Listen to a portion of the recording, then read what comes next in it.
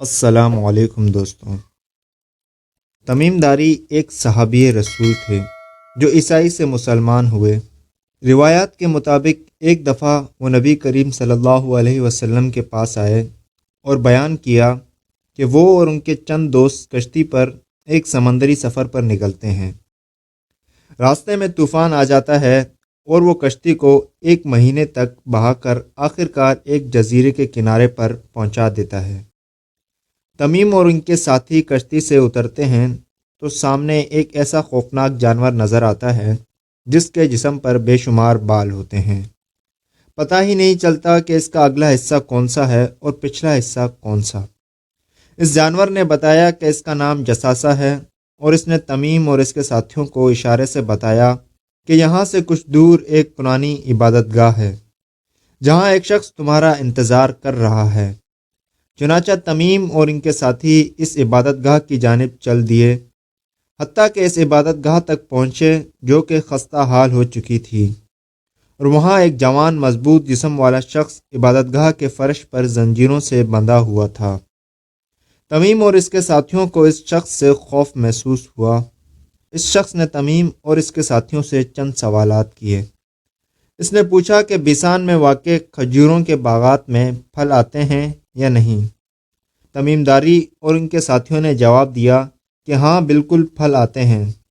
اس شخص نے جواب دیا کہ ایک وقت آئے گا جب یہاں کھجوریں نہیں رہیں گی۔ اس شخص نے پھر پوچھا کہ تبریہ کی جھیل میں پانی ہے یا نہیں۔ جواب دیا کہ ہاں، بالکل پانی موجود ہے۔ اس شخص نے بتایا کہ ایک دن آئے گا جب اس جھیل کا پانی خشک ہو جائے گا۔ اس نے پوچھا کہ نبی محمد صلی اللہ علیہ وسلم تشریف لا چکے؟ جواب دیا ہاں، بالکل تشریف لا چکے۔ اس شخص نے کہا کہ لوگوں کی بہتری اسی میں ہے کہ نبی محمد صلی اللہ علیہ وسلم کی پیروی کی جائے۔ اس شخص نے پوچھا کہ جانتے ہو میں کون ہوں؟ تمیم داری اور ان کے ساتھیوں نے نام جواب دیا تو اس شخص نے بتایا کہ وہ دجال ہے اور اسے آزاد کر دیا جائے گا۔ وہ دنیا میں ظاہر ہو جائے گا اور 40 دنوں میں مکہ اور مدینہ کے سوا ہر بستی ہر شہر جائے گا۔ بیسان فلسطین میں ایک جگہ کا نام ہے۔ اسے سب سے پہلے حضرت عمر فاروق رضی اللہ تعالی عنہ کے دور خلافت میں مشہور کمانڈر صحابی حضرت شرحبیل بن حسنہ رضی اللہ تعالی عنہ نے فتح کیا تھا۔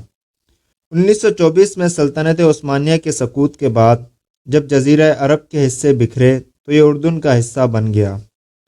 1948 تک یہ اسلامی ملک اردن کا حصہ تھا۔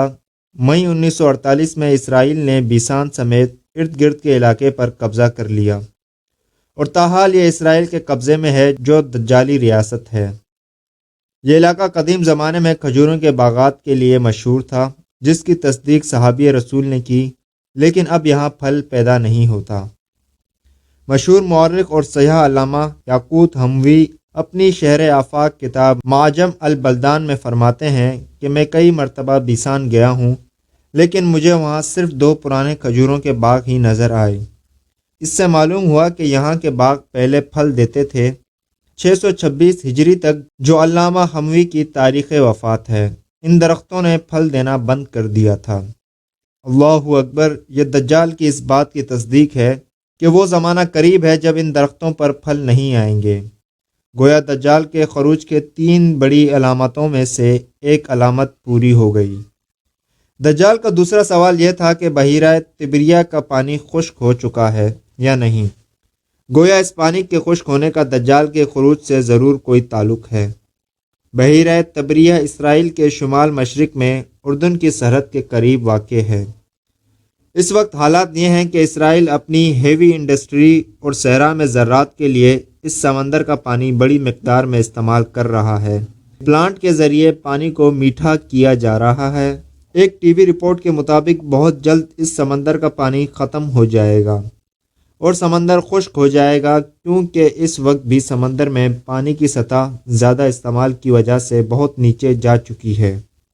گویا دجال کا خروج قریب ہے اور اس سمندر کا تعلق یاجوج ماجوج سے بھی ہے۔